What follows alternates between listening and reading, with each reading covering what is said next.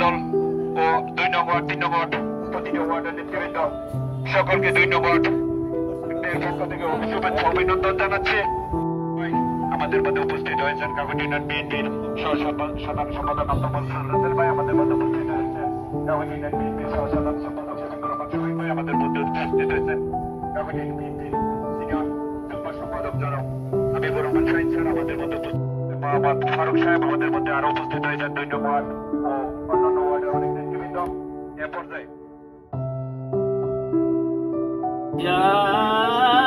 أيها الذين آمنوا استعينوا بالصبر والصلاة